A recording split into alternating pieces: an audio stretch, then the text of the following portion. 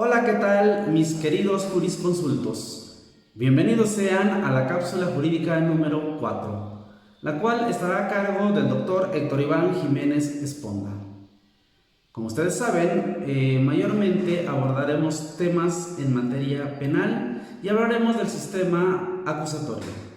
Pero en esta ocasión, el amigo Héctor Iván Jiménez Esponda nos hablará de un tema igualmente apasionante: los mecanismos alternativos de solución de controversias, que fueron motivo de la reforma al artículo 17 de nuestra Constitución Política de los Estados Unidos Mexicanos.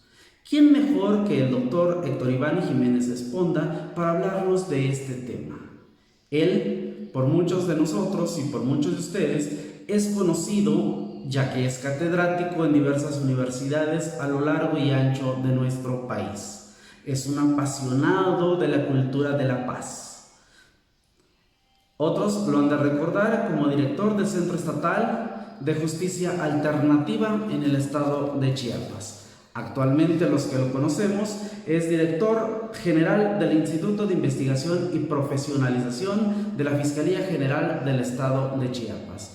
Cuenta con un vasto currículum en materia de mecanismos alternativos de solución de controversias. Pero, ¿qué son los mecanismos? Te cedo la palabra, amigo Héctor Iván. Muchas gracias. ¿Qué tal?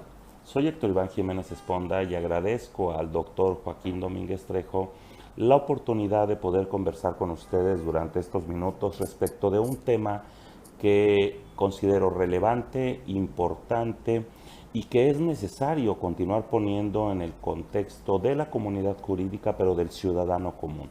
Estoy hablando de la justicia alternativa.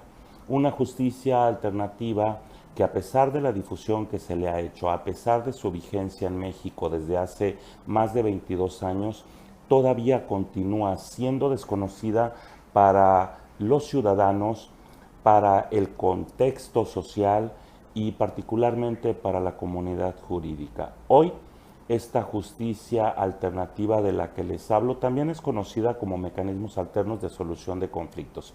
A lo largo de nuestro país van a encontrar ustedes diversas denominaciones como instituciones que se dedican a desarrollar estos mecanismos alternos de solución de conflictos. El punto tenor se da a partir de la reforma constitucional de junio del 2008, mediante la cual se introduce en México el sistema procesal acusatorio, pero dentro de esta misma reforma también se da cabida a un nuevo sistema de justicia alternativa a partir de una adición que se le hace al artículo 17. Y bueno, muchos de ustedes habrán escuchado hablar de este término de acceso a la justicia. Posteriormente a la reforma de junio del 2008 viene la publicación del Código Nacional de Muchas Procedimientos gracias a todos Penales por su de atención marzo del y espero de 2014. verdad que este tema Posteriormente, en diciembre haya de ese sido de mismo su año, se interés publica una y Ley agrado. Nacional de Mecanismos Alternos en materia penal. Sin embargo, pareciera ser que lo que más visibilidad ha tenido es la materia penal por el sistema procesal que se inició en México a partir del 2008. Sin embargo, déjenme decirles, queridos amigos, que el tema de la justicia alternativa inició en México desde 1996, siendo el primer estado en implementar una institución dedicada al ejercicio de los mecanismos alternos con su propia ley, fue el estado de Quintana Roo. A partir de ahí le han seguido muchísimas entidades, entre ellas Chiapas, y de alguna manera todavía hay quienes se preguntan hoy, ¿qué es la justicia alternativa? ¿Para qué nos sirve la justicia alternativa? ¿Para qué nos sirven estos mecanismos alternos de solución de controversias? Hablar y desarrollar este tema nos llevaría muchísimas horas, no por el contexto del tema, sino porque las diversas aristas que tiene son lo más complicado. Una, el conocer desde la teoría qué son los mecanismos alternos. ¿Por qué se les denomina justicia alternativa? ¿Cuál es la función del especialista que realiza o aplica estos mecanismos. ¿Por qué hablamos de la materia penal separada de la aplicación en la materia civil, familiar o mercantil e incluso justicia para adolescentes? Y hoy en día, a partir de la reforma laboral, en materia laboral. Hablar de la justicia alternativa y del beneficio de los mecanismos alternos en los ciudadanos, queridos amigos, tiene que ver con algo: la solución de los conflictos. Y aquí entra la premisa mayor. Si desde que se da un conflicto entre dos personas, tú lo atribuyes o lo etiquetas o lo clasificas como un delito, tendrás que verlo y arreglarlo desde la parte procesal. Pero cuando se da un conflicto entre dos personas y entiendes de conflictología y lo ves desde la teoría del conflicto, puede tener solución.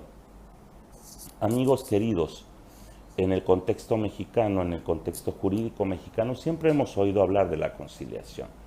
Lo que vino a ser el parteaguas a partir del año de 1996 es cuando empezamos a escuchar el término mediación y entender no solo el objetivo que tiene la mediación, la conciliación, y hoy en materia penal hablar de juntas restaurativas es lo que hace la total y real diferencia. Por eso hablaba de la importancia de la función del especialista que aplica o desarrolla cada uno de estos mecanismos. La invitación es a que ustedes como comunidad jurídica, como ciudadanos, puedan introducirse al conocimiento de lo que es la justicia alternativa y de los mecanismos alternos. Particularmente tiene que ver con algo: el uso y aplicación de una comunicación asertiva, empática, respetuosa, tolerante. Y ustedes saben que cuando inicia o se da un litigio, las partes particularmente se ven como adversarios, se ven como enemigos, se ven como contrincantes. Lo que estos mecanismos alternos hacen es situar a la par a ambos intervinientes y darles una serie de guías y de pasos a seguir para encontrar la mejor solución a su conflicto sin someterse a procedimientos largos, tediosos, cansados, pero sobre todo desgastantes. Esta parte es la que nos ha llevado a hacer la diferencia en la aplicación de los mecanismos alternos. Entenderlos es donde está la verdadera complejidad, porque el abogado, en particular desde su posicionamiento, es directivo, quiere llevar la totalidad del procedimiento, que quiere siempre tener la razón, y no es que esté mal, es su función totalmente. Pero hablar de los mecanismos alternos es hablar de una metodología, de una filosofía y de una dinámica diferente. Hoy tenemos que entender que no todo se resuelve mediante un juicio, como tampoco todo se puede llegar a resolver mediante el uso de los mecanismos alternos. Pero una cosa sí es cierta: no todo es transigible, pero sí todo puede ser mediable. Aquí hay que entender que no todo se resuelve a partir de la visión de lo económico o de lo material. Los conflictos, hablar de un conflicto y de su solución, nos lleva a explorar otro tipo de resultados y, como bien lo dice, de soluciones que logran la satisfacción de las partes inmersas dentro del conflicto. Si continuamos viéndonos como enemigos, como adversarios, la violencia no va a descender ni va a parar. Y eso es lo que sucede en un juicio, en un litigio. Los mecanismos alternos tienen la oportunidad de llevar de la mano a las partes en conflicto a entenderse, a comprenderse, a observarse, pero particularmente a escucharse. No se tiene el mismo resultado en materia penal que en materia familiar o en materia civil o mercantil. Sin embargo, la eficiencia en el uso de los mecanismos en cualquiera de estas materias nos puede permitir lograr la satisfacción del ciudadano, pero particularmente de nuestro cliente. Por eso inicié diciéndoles que es un tema poco conocido, poco explorado, pero además poco comprendido. La alternatividad, la denominación de justicia alternativa, no va en razón de la ley o del derecho, va en razón de la alternativa que tienes para solucionar tu conflicto. Tú decides si usas la parte jurisdiccional o la parte de los mecanismos alternos.